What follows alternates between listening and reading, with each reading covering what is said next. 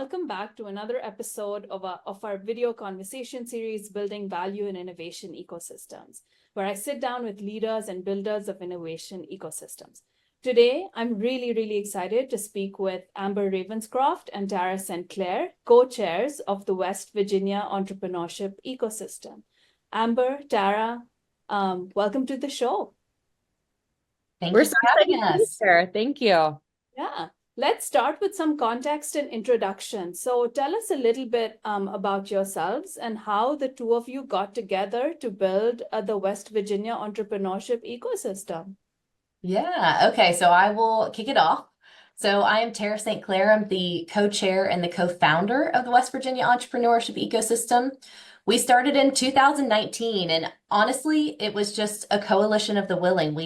We saw people competing instead of collaborating, and I met up with a gentleman named Bill Woodrum. He was in the southern part of the state, so I'll do a little West Virginia here. He was down here in the southern part of the state, and I'm up here in the northern part of the state. And we did not know each other. And we noticed that we were competing for grants and competing for funds. And when you have that scarcity mentality, it doesn't help anyone. So we got together and decided, why don't we all swim together? You know, together we can go far. So that really was the birth of the ecosystem. It was just, hey, let's get on a monthly call. And at first it was just, 20 people, then 30 people, then 40 people, and it kept growing and growing pretty organically. I do want to be clear, the West Virginia Entrepreneurship Ecosystem is not an entity. So it is not a nonprofit, it is not a for-profit. It is truly a grassroots effort of these folks that just want to do the right thing for the state of West Virginia. Bill had to step away a couple of years ago, and Amber graciously volunteered her time to come in as the co-chair. So Amber can kind of take it from there. Yeah, I mean, it's been really interesting because I've been able to be involved during its really big stages of growth, and Tara's just been an absolutely wonderful co-chair to work with. So we started working together on the entrepreneurship education side, and then just recognized that was just one segment of this larger ecosystem that Tara had been working on with Bill. And so it was a natural thing for me to join in and become the co-chair with her. So that's excited, and that's where we are today. That's really exciting. And you talked a lot about collaboration versus competition. So give us an overview of the current state of the innovation ecosystem in West Virginia today. And how is this grassroots movement contributing to its growth? Yeah, absolutely. So West Virginia is a state rooted in an entrepreneurial history, right? So right now, today, we have 98% of all of our employers in the state of West Virginia are small businesses. So small businesses are truly the powerhouse of our economy. And we have to be doing a better job supporting these folks and starting and growing businesses. So when we started 5 years ago, that was our dream. We want to make sure that we're doing the best that we can to connect those resource providers, those educators, those investors with the entrepreneurs. So everything that we do, we want to keep the entrepreneur right there in the center, because that is who we are serving as the entrepreneur and that resource provider. West Virginia, as you mentioned, is a small state from our economic landscape, right? The small businesses, but we're also a small state in terms of our connections. And so the ecosystem is such a great opportunity for, if you are a business owner and you want to have resources, we can connect you like that, where that's very different in a lot of other states. And so we just have a small but mighty network of folks that are working on supporting entrepreneurs and innovators across the state.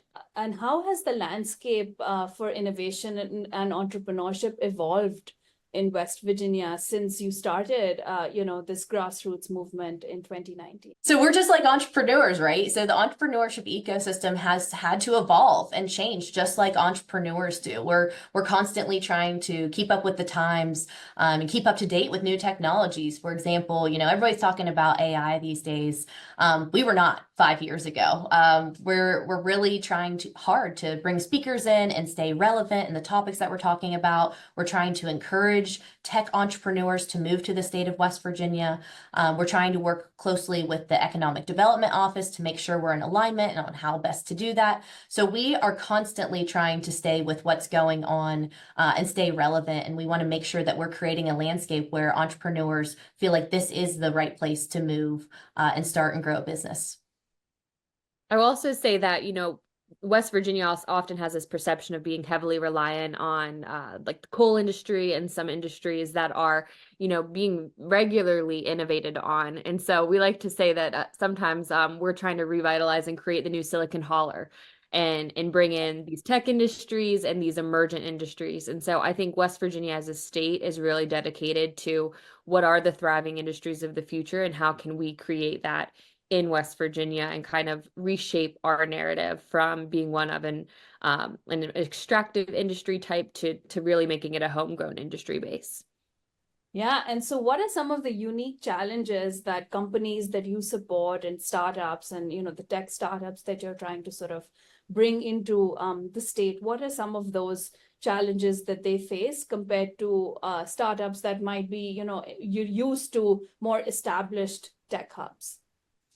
So we definitely have, I think, some tangible challenges and also some that are more perception based, right? So we have challenges around just the remote nature of our work and our valleys and our mountains. So we've got some broadband transportation challenges, but I will say that they're doing incredible jobs as a state development authority, and all of our work with the state level government is really working on some of those very tangible barriers. But we also have challenges around workforce. So we are regularly exporting one of our most valuable resources, which is our youth. And so we're working on strategies to keep our youth in our workshop, in our workforce in our state. And we're also seeing, I mean, this is not unique to West Virginia, but childcare issues. So how do you create communities where businesses have the necessary talent, the necessary resources to create strong workforces?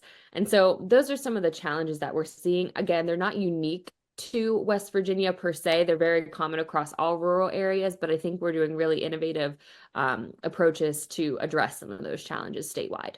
I'll just throw in too, I think that we have to give kudos to our West Virginia legislature because they have identified, and I'd like to call them opportunities. We have a lot of opportunities just like everybody else, but we have identified those things and they are top priorities to work on because we want to create a landscape where, yeah, you know what, a lot of people do go away to college or they get their first job somewhere else, but how do we create an environment where they want to come back to where they came from?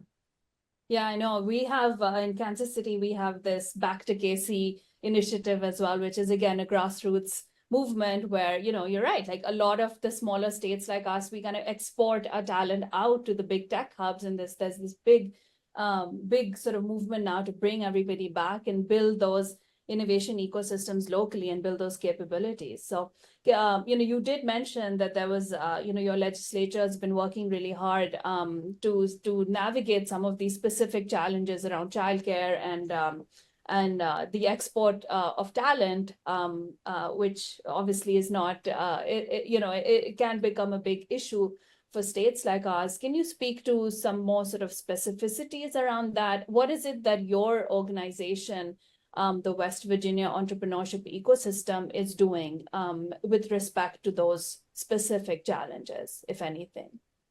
Yeah, I mean, one thing I'll just mention here, and Amber, and I'll turn it over to you, but we're a connector. So I do want to make sure that it's clear we're not a service provider. So a lot of people come to us and come to the monthly call and they say, I'm experiencing this problem.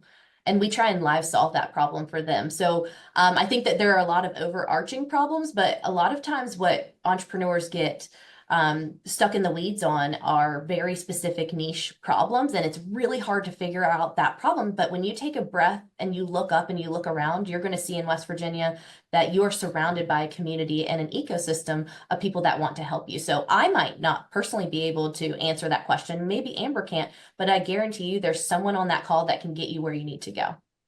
Yeah.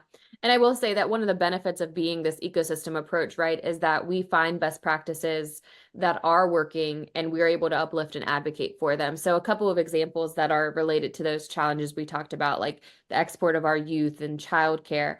We have programs like Ascend West Virginia that pays remote workers to come into the state. They've been really active member of our ecosystem and have grown several other programs. And many of those Ascend West Virginia participants have started businesses in the state when they came here initially to do remote work for another company. And so they have a crazy, I don't know what it is off the top of my head, Tara, but it's like a large portion of those individuals have started businesses. Yeah.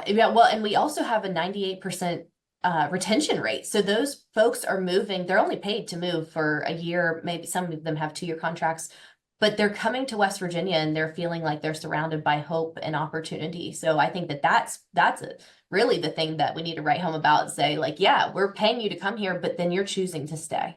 Yeah. And then we have programs like Generation West Virginia that takes emergent talent from the state and provides them contracts with existing companies in the state to stay and work. They really focus on bringing and keeping in that millennial and that new generation of talent. And then our state education partners are uplifting entrepreneurship as the next E. We have education, enlistment, employment, and now they're talking about entrepreneurship as a 4th E as a priority for our graduates. So it's really this robust, like from pre-K all the way up to existing and transitionary workforce to keep them here and to bring them back. So how do you balance that short-term like goals with a longer-term vision in your planning and decision-making processes? We've actually gone through, I think, a really intense, like thinking about the future of the ecosystem. And it's kind of gotten to this pivotal point where, okay, what are the next steps? And so we just recently this year, with support from the ecosystem, I mean, we did a survey and got just incredible results from our entrepreneurs. We kind of crafted 4 areas that we really want to focus on, and they have both short-term and long-term ambitions, right? So we really want to be intentional on how we communicate. We want to create a strong partnership, and we already have a great partnership with the Department of Economic Development, but continue to strengthen that so that we're communicating and entrepreneurs are aware and educated on what we're doing.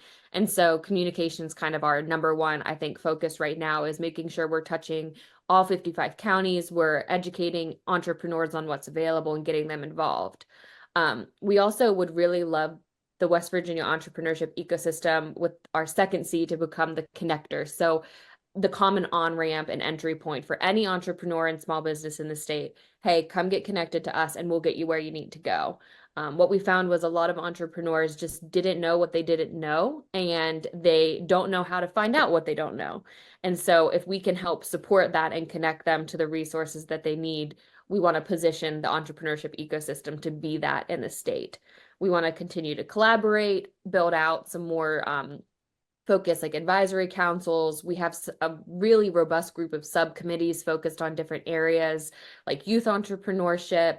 We're looking at minority-owned businesses. We're looking at succession, so entrepreneurship by acquisition. So really having some targeted subcommittee groups.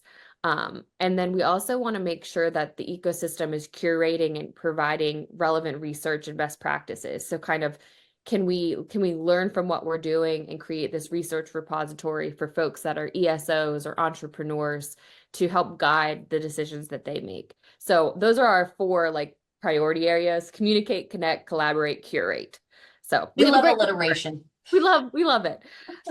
And we can share a report if anybody's interested in learning more about what we're doing, because we just published it with the help of the Appalachian Regional Commission as well. Oh, that's incredible. No, it's really it's really refreshing to see how intentional you are about the next 2 to 3 years and your strategic priorities, and all the best to both of you, because that sounds like you have your hands full. That's a lot of work that a little bit, but it's good. It's all good. It's all great. You, both of you, Tara, you specifically have talked a lot about building a strong community and community building and collaboration and finding the right people and connecting to the right resources, whether you have the answer or somebody else does. So what strategies, and you did mention your monthly call, which I'm sure has a lot to do with how effective you've been in fostering a supportive and collaborative community. But what are some other strategies that you have adopted or have found to be effective in not only supporting your small business owners and your entrepreneurs in West Virginia, but getting that entire coalition of the willing together. Yeah, absolutely. So of course, yes, the monthly meeting first and foremost, those are always recorded and we send out a newsletter, and Amber does a really incredible job in her team in sending out a newsletter with, it's a less than 5-minute read of here's who talked, here's what the asks are, here's who, we have an investment corner for the entrepreneur. So if you're just quickly skimming through and something piques your interest, you can click on that and learn more, or you can watch the video, of course. But I think what has been crucial to our success was Bridging Innovation Week. So we launched during a pandemic, so we were not able to get together. So we really leaned into being online.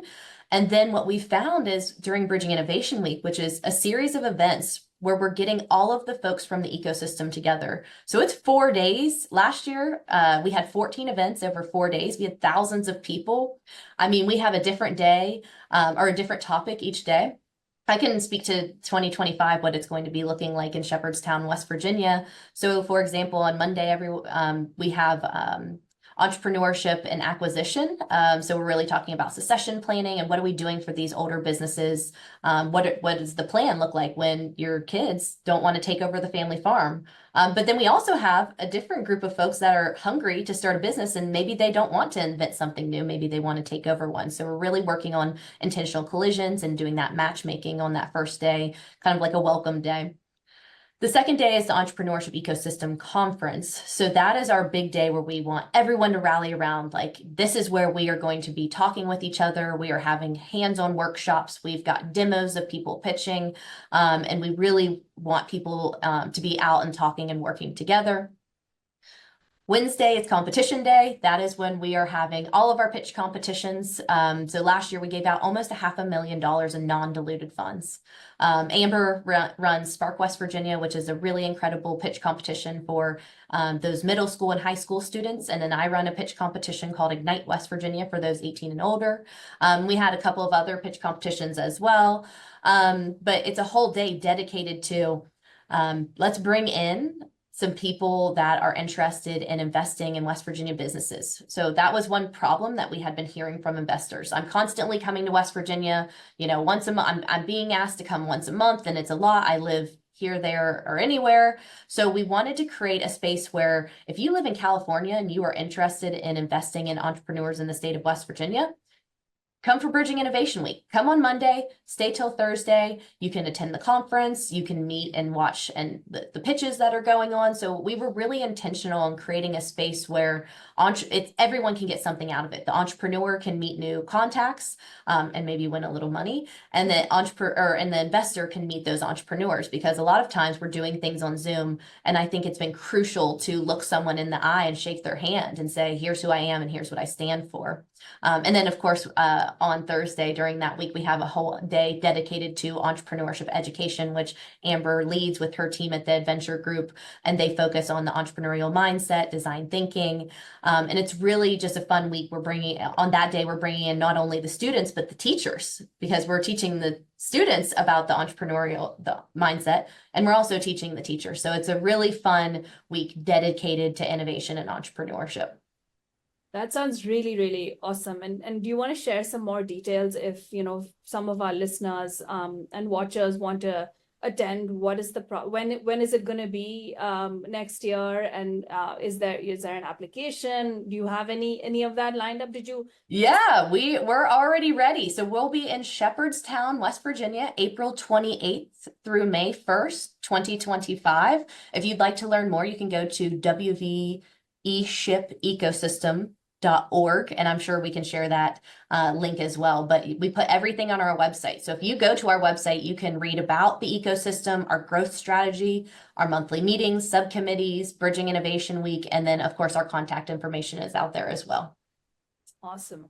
Hopefully some of us from OneValley will also be able to attend and meet. Oh, we would love that. That'll be very exciting. Yeah. So let's talk a little bit about, some of the, we talked a lot about, you mentioned you're helping to bring investors together. You're helping to bring universities, teachers through the very, very, intentional scheduled programming that you've got for Bridging Innovation Week. how do you engage other key stakeholders, like local governments, city governments, economic development organizations? I know some of it you mentioned is just grassroots and people just want to support and get together, but are there any other more sort of dedicated strategies that that your group is sort of doing to engage and advocate with those key stakeholders as well? I mean, because we know how important policy initiatives are to drive entrepreneurship in any ecosystem. That for the most part around the world, that is one of the biggest barriers to entrepreneurship. So just wondering, is that something that that your group sort of works on as well? Yeah, absolutely. We have a lot of partnerships with state-based entities. So we work closely with the West Virginia Department of Economic Development in their SBDC programs. Actually, something that is kind of unique, and it's a great resource and a good strategy for other folks to use, is back when Bill and Tara originally founded this, I think you were using a shared Google Calendar, and We were, yes. yeah, to try to get everybody to like avoid using similar dates. So we have since, as a state, and particularly the Department of Economic Development, invested in SourceLink to create an online repository called West Virginia Business Link. And that is kind of our go-to hub for if you're looking for a resource provider. We encourage everyone to register there. If you have events that you're sharing, put it on that shared calendar. And so that's kind of this online hub and repository of all of those individuals. And what we do is kind of work to strategically engage the network entities that are also over some of those. So there's, for example, the Manufacturing Extension Partnership. We like to reach out to that network. We have the SBDC coaches advocating to join the calls. So we look at network effects and how can we connect with folks that have networks underneath them and engage them. And then it kind of just organically grows from that perspective. That's we have Casey SourceLink here as well. So I know they put out this big railroad roadmap thing. It's got like hundreds of entities on it across all stages of funding and everything, because it's exciting to also see some of the innovations that are coming in the Kansas City ecosystem as well. So but that part of it, like how making sure that there's no sort of, there's no crossing of wires, and making sure that all the events that are happening, everybody's available to attend all of those, I think is really, really smart. I will say on that point of like, I think we're also very intentional about giving invitations. So it's one thing to assume that people will just find you through a Google search. But I think Tara and I and the whole ecosystem do our due diligence in making sure that we're identifying folks that aren't at the table and personally invite them to be at the table. And so I don't think it's enough to just create something and say like they'll find it. I think we really try to go out of our way to find the folks that need that connection and that support and invite them. And I think that's a strategy that any ecosystem builder really needs to take to heart, because we can't just assume they're in their business, right? They're in the daily grind. And so making sure that we provide space and invite them to be part of it is important to us. Yeah, Amber, I'm really glad that you brought that up, because I think that's really an important piece to take away. And it's not an easy feat always, right? Like we don't know every single person in the state. We don't know every entrepreneur, but I do think that we try to be intentional in saying, if you know somebody, and I think that that's really the subcommittees, the initiative around that. So we have these subcommittees around art and capital and talent, and we're creating a diversity committee and succession planning and youth. So all of these voices can be represented, because Amber and I, it's not just about, again, it's not me, it's we, and how do we have these voices represented? And that's not just about the subject of the subcommittee, that's also about being across the state. So we've been intentional about taking bridging innovation across the state. So we started out in Charleston, West Virginia, we moved to the Northern Panhandle, to Wheeling, West Virginia. We went south this year, and we were in Huntington, and now we're moving to the Eastern Panhandle in 2025. So we've really tried to be intentional about moving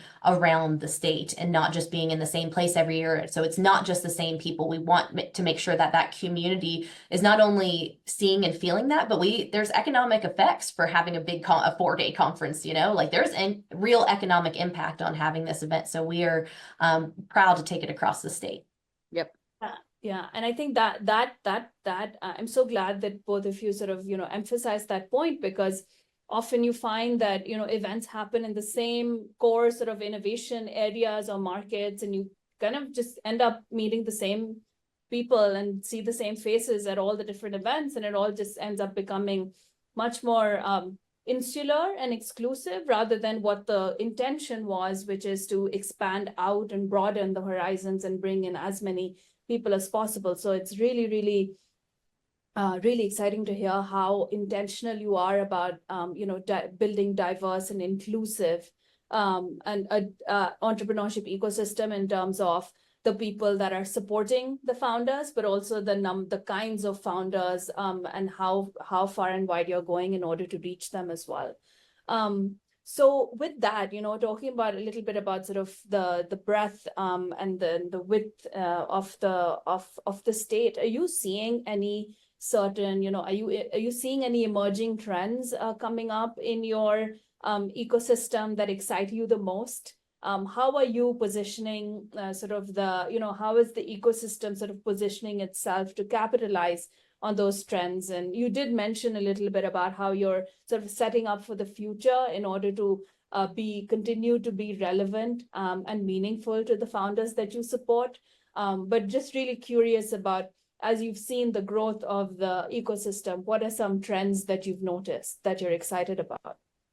Terry, you want to take some of like the industry specific trends to start with this? Because I think we've got a lot of growth areas in the state that we're seeing, and then we can talk a little bit about how we're addressing that as an ecosystem.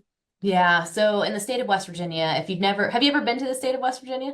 No, I'd love to. Oh, girl, you gotta no. come. Number one, tourism. We Yeah. love bringing people to the state of West Virginia. We have a new national park. So we would love to bring you to West Virginia to check out the new park. But tourism is a huge industry for us, in addition to clean energy, aviation, manufacturing. Those are just to name a few. But we're also following what the universities are doing across the state of West Virginia. So, for example, Marshall University, that's who hosted Bridging Innovation 2024. They're in the southern part of the state. They are really focused on cybersecurity, and WVU and Marshall do a good job of saying, okay, well, you do this and you focus on that. So right now, Marshall's really focused on cybersecurity, and WVU is doing a great job at data analytics, right? So we don't all have to do the same thing. We can kind of stay in our lanes and support each other and send business back and forth. I'd also love to just mention, we have, Ariane Olish is doing a great job in leading the charge in the space of evolving, like the energy sector.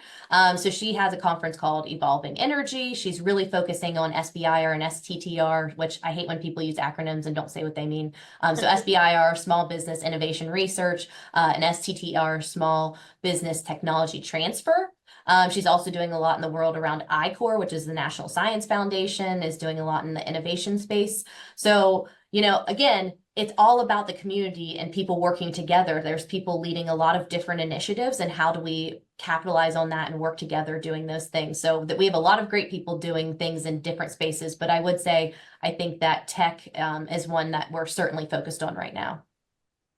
And I love that you mentioned that the two universities are sort of have gotten together and said, hey, you focus on cybersecurity for now, and I'll focus on data analytics, because that's really hard to do, especially in that university landscape. I used to be part of that world. I was a partnership manager for Coursera for a number of years before I joined OneValley, and helping institutions be okay to be coexist peacefully and be friends in the process is no easy feat. So kudos to you True. guys. Yeah. I think that it's taken a long time to get there, but Brad Smith is really doing an incredible job. He came from private industry and he has really been leading the charge as the president of Marshall University. And E. Gordon Gee is the president of West Virginia University. And again, he's done a great job.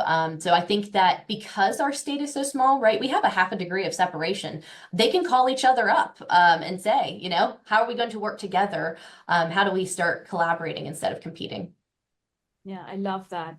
And then how do you see the role of technology evolving in the context of rural and regional development? Because I'm sure there's a lot of, and please correct me if I'm wrong, but I'm assuming there's a lot of agri-businesses and, clean energy businesses and things like that. So how are you seeing some of that evolve?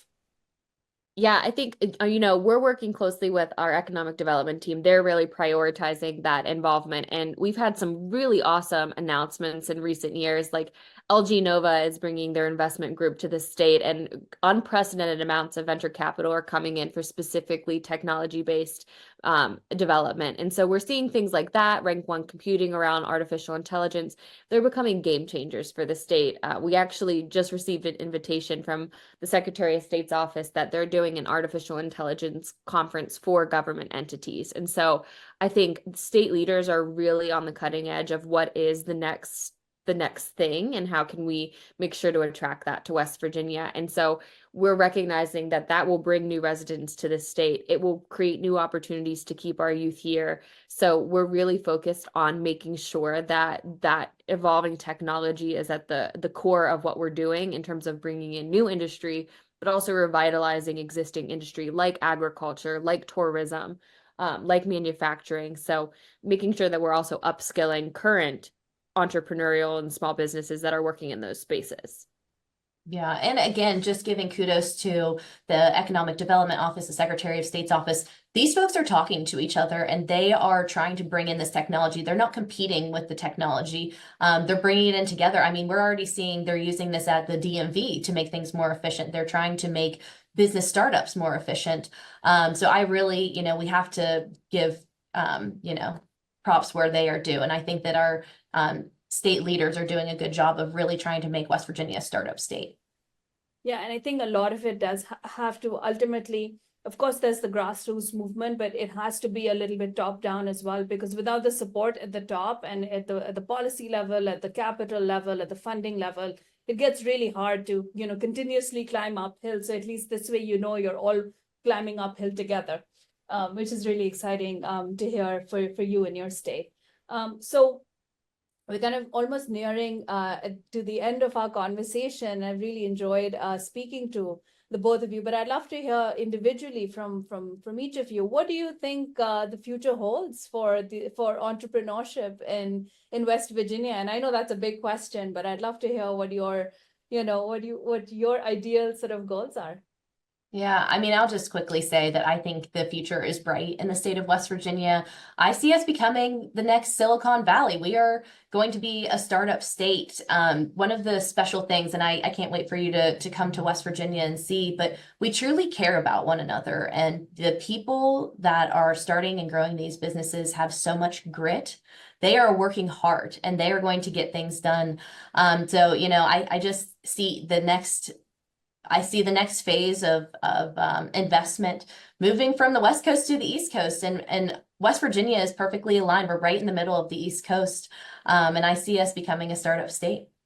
What do you think, Amber? Yeah, I mean, I totally agree, right? Like, I think that we are just poised. We've historically been entrepreneurial, and I think we're poised to continue to be entrepreneurial looking into the future.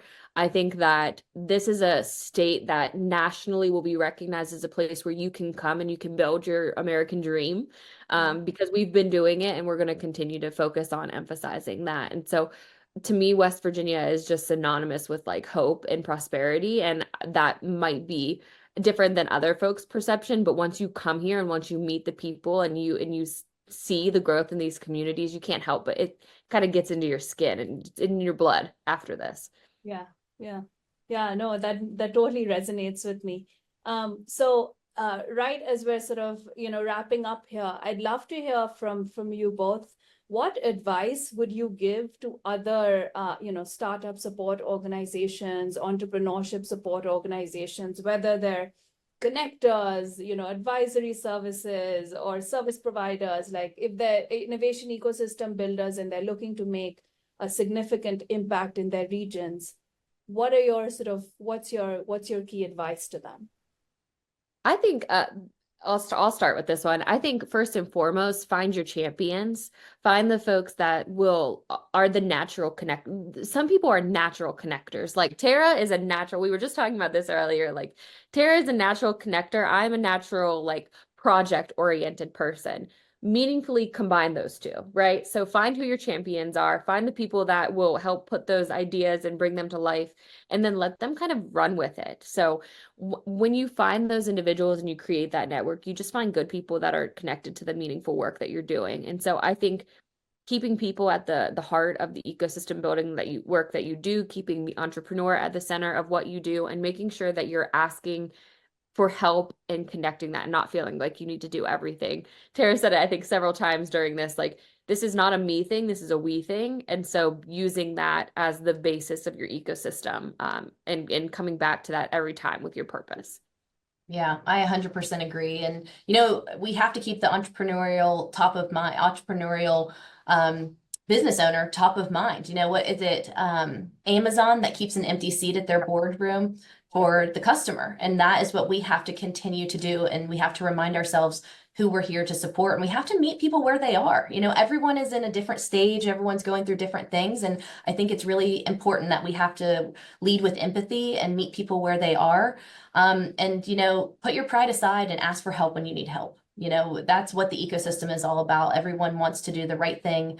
So and if you don't ask, we can't help. So, I ask for help, the entrepreneurs ask for help. I think that we have to lead by example, and we can put our pride aside and say, let's do this together. And how can we help each other? Well, I think that's a wonderful note for us to wrap up on. I really wanted to thank both of you, Tara and Amber, for joining us. Really enjoyed speaking to you, and hopefully I will see you in your home state of West Virginia very soon. Yep, absolutely. Your invitation's here. Thank you. Thank you very so much.